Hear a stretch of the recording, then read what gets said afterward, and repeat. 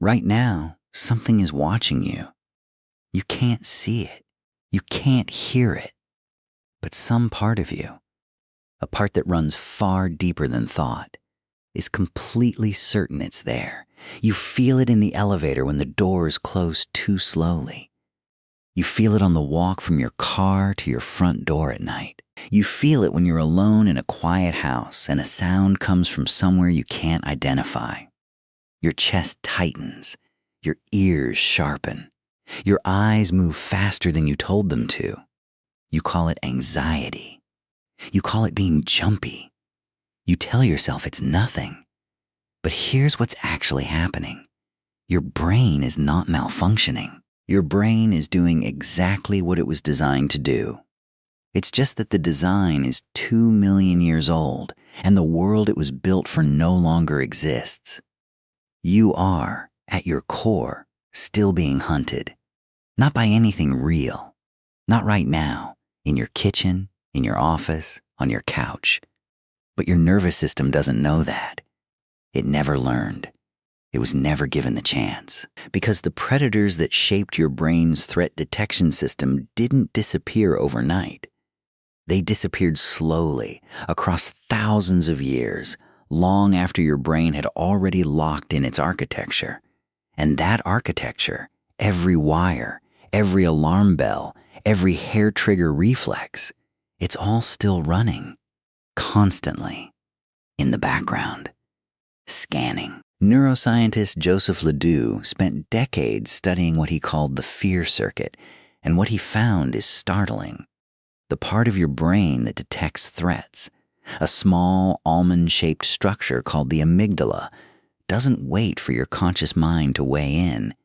It fires first. It processes sensory information before your prefrontal cortex, the thinking part of you, has even received the signal. By the time you decide whether something is dangerous, your body has already responded. Heart rate up, pupils dilated, muscles primed for movement. You don't choose fear. Fear chooses you. And it does it fast, in as little as 74 milliseconds, faster than you can blink. But why? Why is the system this sensitive? Why does a creak in the floorboards send electricity down your spine? Because your ancestors who weren't this sensitive didn't survive long enough to become your ancestors. Think about what your predecessors faced, not your great-grandparents. Go back further, much further, back to the African savanna 2 million years ago, where early Homo sapiens and their evolutionary predecessors lived in a world dense with things that wanted to eat them. Lions, leopards, hyenas, crocodiles along every water source, giant eagle species that could carry a small child into the sky. The fossil record shows this clearly. Paleoanthropologist Lee Berger documented skull damage on early human fossils consistent with eagle talon strikes. Your lineage was prey. In that world, the cost of a false alarm was low. You heard a rustle in the grass and you ran, and it turned out to be wind. You wasted a little energy. Fine. The cost of a missed signal was extinction. Your entire genetic line, everything you are, everything you might become, could be erased in seconds if one of your ancestors dismissed a genuine threat. So evolution didn't optimize for accuracy. It optimized for sensitivity. It built a brain that would rather trigger 100 false alarms than miss one real predator. Evolutionary biologist Randolph Nesse calls this the smoke detector principle. A smoke alarm that goes off when you burn toast is not broken. It's working exactly as designed, because the cost of a false alarm is trivial compared to the cost of missing an actual fire. Your anxiety is your smoke detector. It's been going off your whole life. Most of the time, there's no fire. But the alarm is not the problem. The alarm is the point. Now here's where it gets stranger. It's not just loud noises or dark alleys that trigger this ancient system. Research by psychologist Arne Oman at the Karolinska Institute showed that human brains detect snakes and spiders faster than they detect flowers, mushrooms, or any other non-threatening object. Even in modern people who have never seen a snake outside of a zoo, even in people raised in cities, even in people who say they have no fear of snakes at all, the detection happens before the fear does.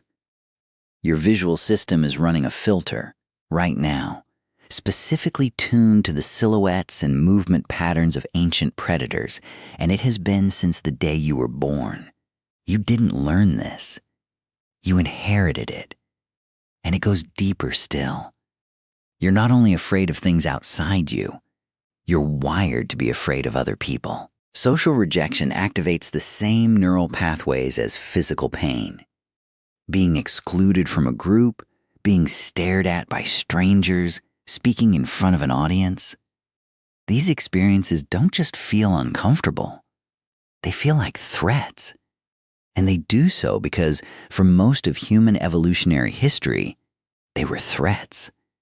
Being cast out of your group meant being alone on the savannah. Alone on the savannah meant no one to watch your back at night, no one to wake you if something approached. Alone on the savannah was a death sentence, so your brain evolved to treat social rejection as a survival emergency, because for your ancestors, it was. Psychologist Naomi Eisenberger used brain imaging studies to show that the anterior cingulate cortex, a region involved in processing physical pain, lights up with the same intensity when a person is excluded from a social game as when they stub their toe. Your brain does not distinguish, at the neural level, between being left out and being hurt. You are not oversensitive. You are ancient. This is why you replay arguments in your head for days. This is why the moment someone seems annoyed with you, your stomach drops. This is why you lie awake scanning conversations for things you might have said wrong. Your brain is not being irrational. It is trying to protect your position in the group, because in the environment your brain was designed for, your position in the group was the same thing as your life. But here's the counterintuitive part.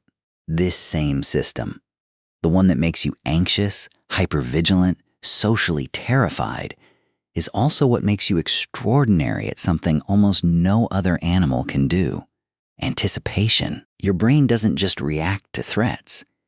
It predicts them. It runs simulations. It imagines futures that haven't happened yet and begins preparing for them now. That's what worry actually is. It's your threat detection system running a preview. It's your ancient alarm bell saying, I don't see a predator right now, but what if there is one later?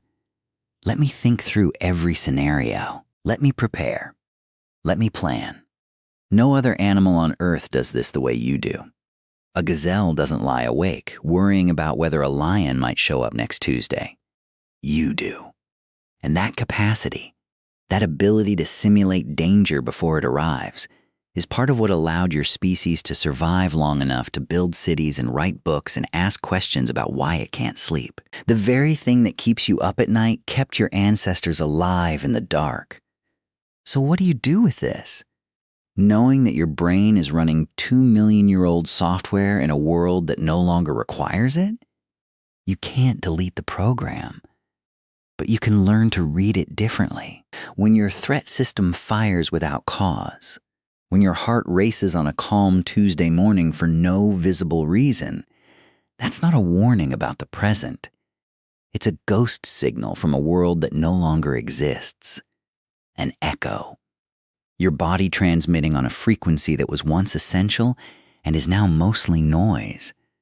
The signal itself is not your enemy. It never was. Neuroscientist Lisa Feldman Barrett, in her research on emotion construction, argues that what you feel is not a fixed biological readout. It's a prediction your brain builds using the raw material of your body's sensations and the categories your mind has learned to apply to them. Fear is something your brain constructs, which means the meaning you assign to it is not fixed either. The same racing heartbeat that you label panic can, with training and context, be relabeled anticipation. readiness, aliveness. Your ancestors didn't call it anxiety. They didn't have a word for it. They just ran. They just fought. They just survived. And because they did, you're here. Tonight, in whatever room you're sitting in right now, with your pulse slightly elevated and your ears slightly sharper than you want them to be, you are the direct product of every single human who felt this feeling and made it through. The thing you're running from isn't in the room, but the reason you're running is 2 million years old, and it's the reason you're alive to run.